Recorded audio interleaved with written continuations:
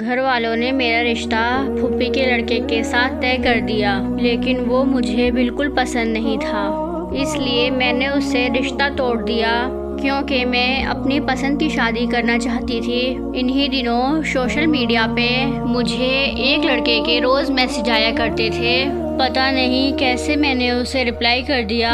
ہماری بات ہونا شروع ہو گئی اور آہستہ آہستہ ہمیں محبت ہو گئی۔ وہ لڑکا دہرادون میں رہتا تھا اور کافی مشکلات سے گزر رہا تھا، نہ ہی اس کے پاس اچھی نوکری تھی اور نہ ہی رہنے کے لیے اچھی جگہ۔ میں اس کے لیے خدا سے رو رو کر دعائیں کرتی تھی اسے اچھی جاب مل جائے، اور پھر خدا نے ایک دن میری سن لی، اس کو وہاں اچھی نوکری مل گئی اور رہنے کے لیے اچھا سا مکان۔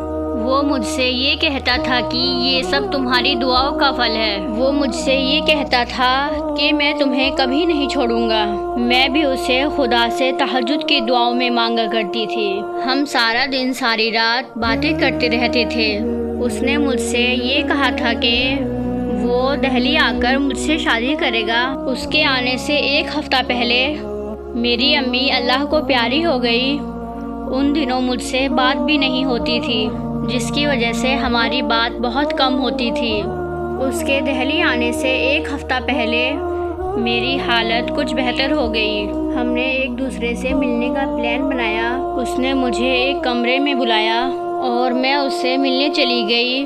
وہاں میرے نہ چاہتے ہوئے بھی ہمارے بیچ سب کچھ ہو گیا۔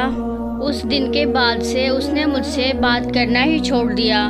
میں اتنے میسج کرتی، اتنی کالز کرتی، پر اس کی طرف سے ایک جواب تک نہیں آتا تھا۔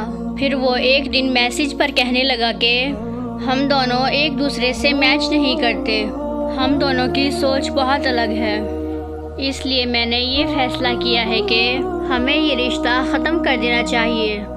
اور پھر اس نے مجھے سوری کہہ کر بلاک کر دیا۔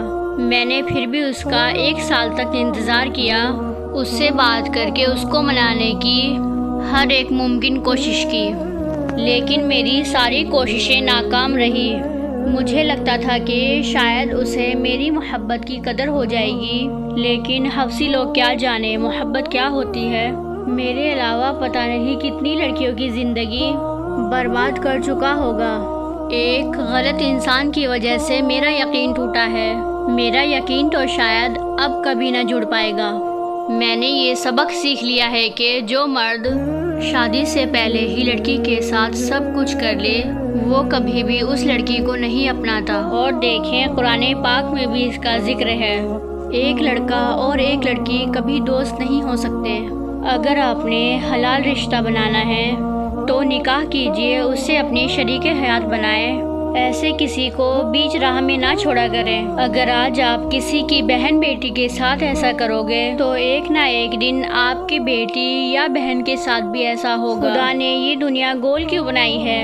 کیونکہ آپ کا کیا گھوم پھر کر آپ کے ساتھ بھی ہوگا۔ اللہ ہم سب کو کسی کے ساتھ برا سلوک کرنے سے بچائے۔